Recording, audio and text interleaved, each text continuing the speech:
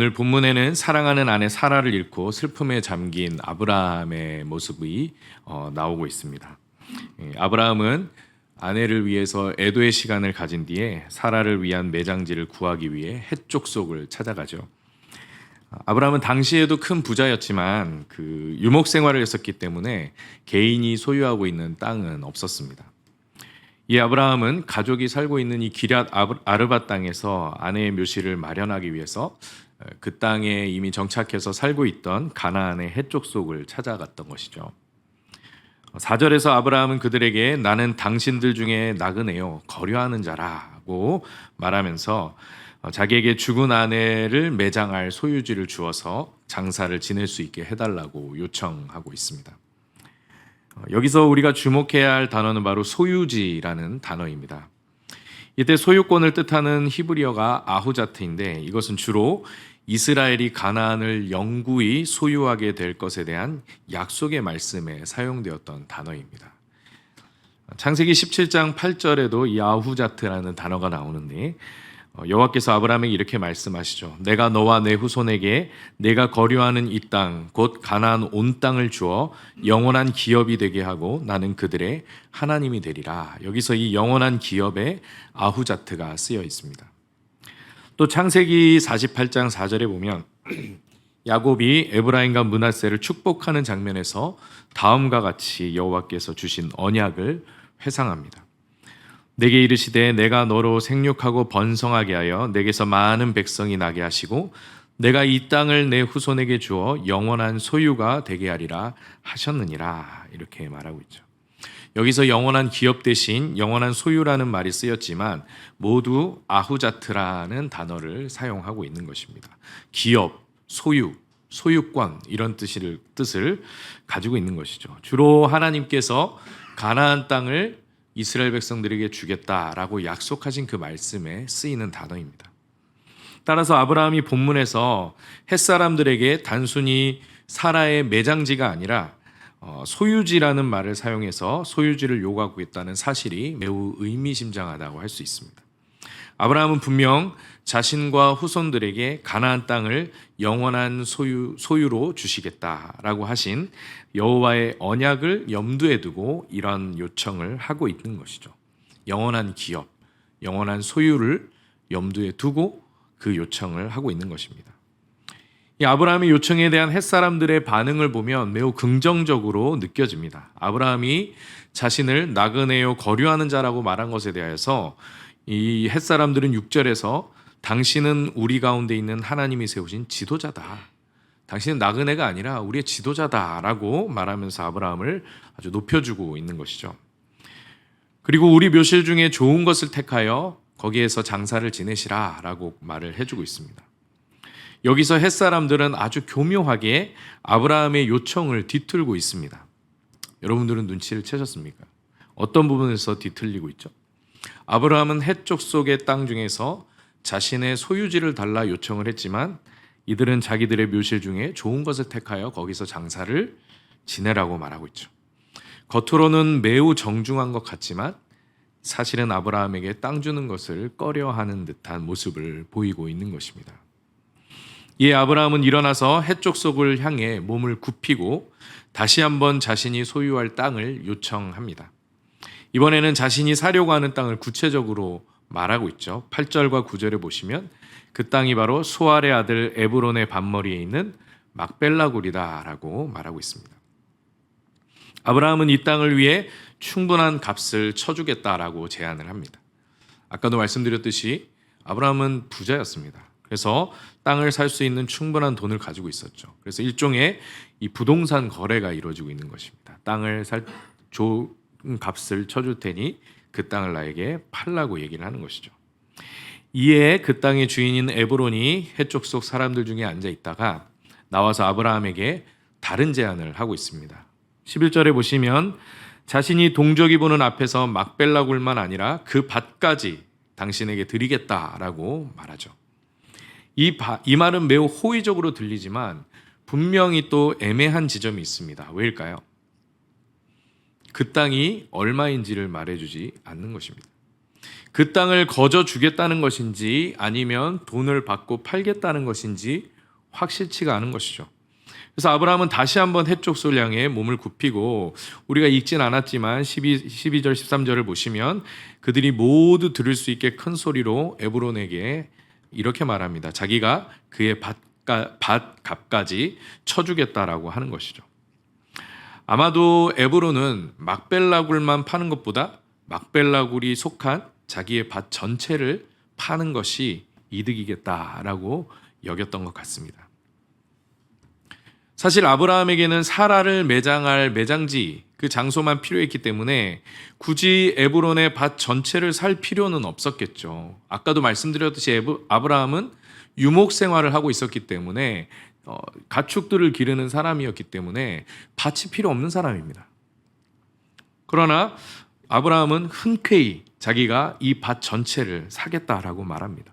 왜 그랬을까요? 갑자기 그 땅을 보니까 땅에 대한 욕심이 생겨서 있을까요? 아니면 어떤 다른 이유가 있어서 그 밭을 사겠다고 말한 걸까요? 앞에서 말한 여호와의 언약 때문에 아브라함은 그 밭을 사려고 하는 것입니다. 아브라함은 가나안 땅을 영원한 기업으로 주시겠다라는, 영원한 아후자트로 주시겠다라는 여호와의 언약을 염두에 두고 지금 거래를 하고 있는 것이죠. 이제 남은 건 땅값을 정하는 것입니다. 15절에서 에브론은 땅값이 얼마라고 얘기를 하나요? 은 400세겔입니다. 근데 그냥 은 400세겔이라고 말하지 않고 은 400세겔이지만 그것이 나와 당신 사이에 무슨 문제가 되겠느냐라고 말합니다.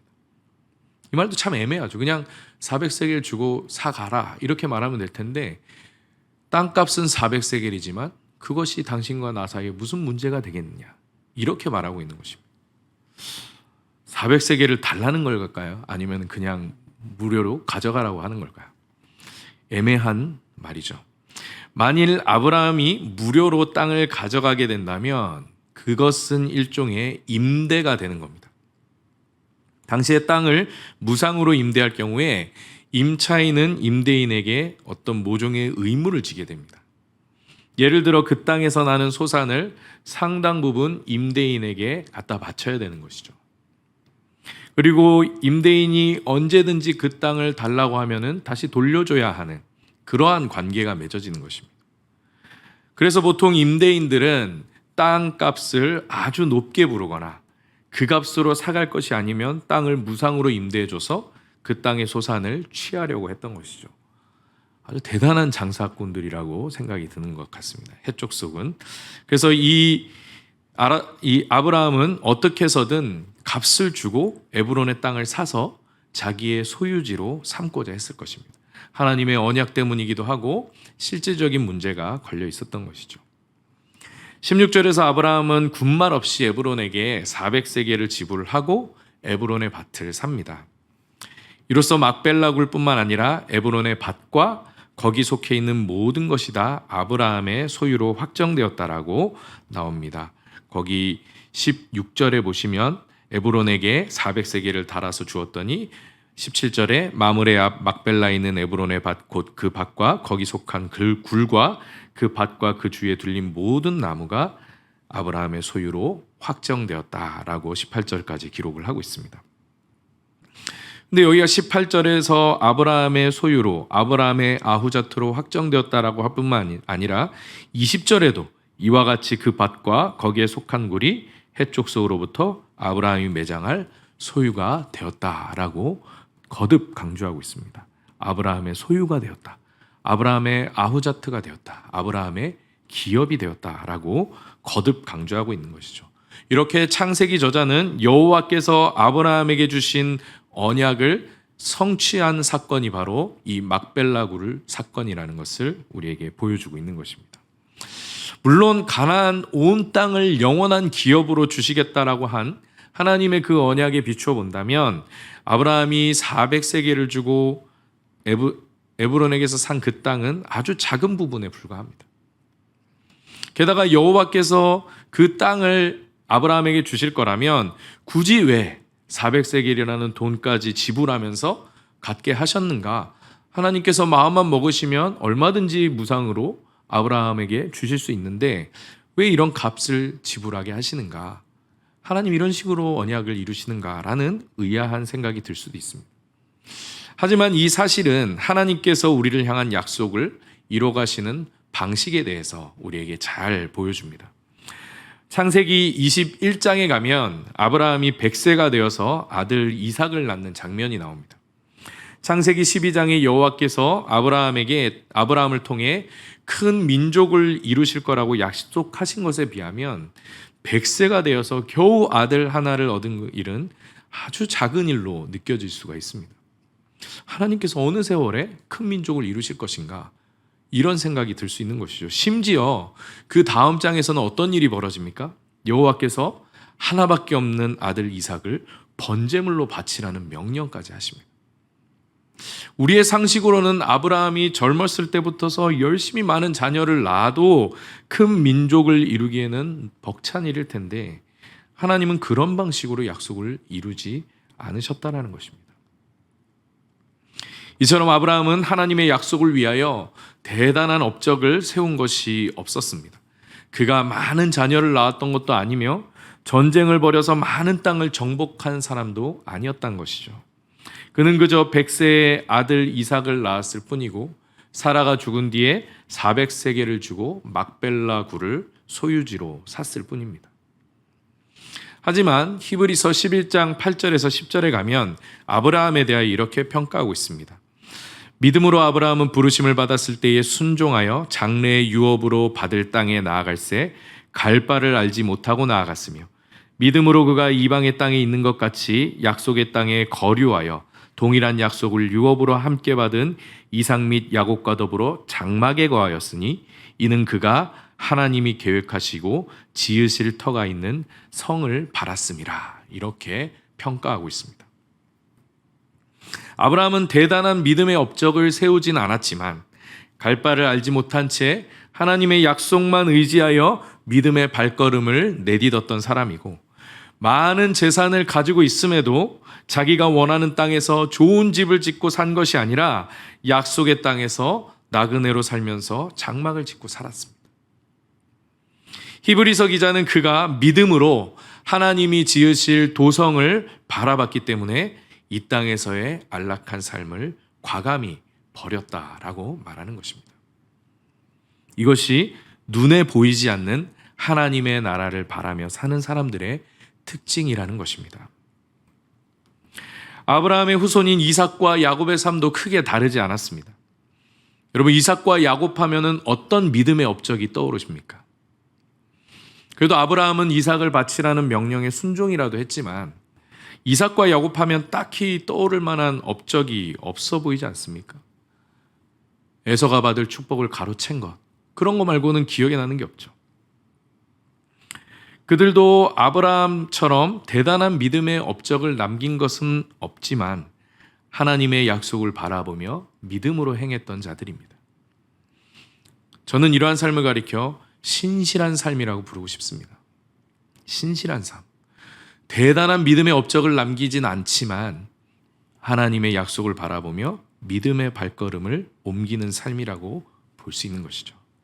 신실한 삶은 사람들 눈에 띄거나 대단한 업적을 남기거나 남들이 부러워할 만한 삶을 살지는 못할지라도 신실한 삶을 사는 자들이 할 수 있는 것은 오로지 하나님을 향한 믿음으로 그분의 약속을 신뢰하며 한 걸음 한 걸음씩 내딛는 삶이라는 것입니다.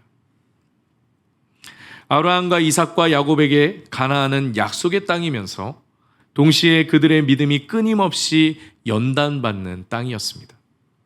그들은 하나님의 약속을 방해하고 거스르는 여러 상황들 속에서도 믿음의 발걸음을 내디디며 한 걸음씩 앞으로 나아가야 했습니다.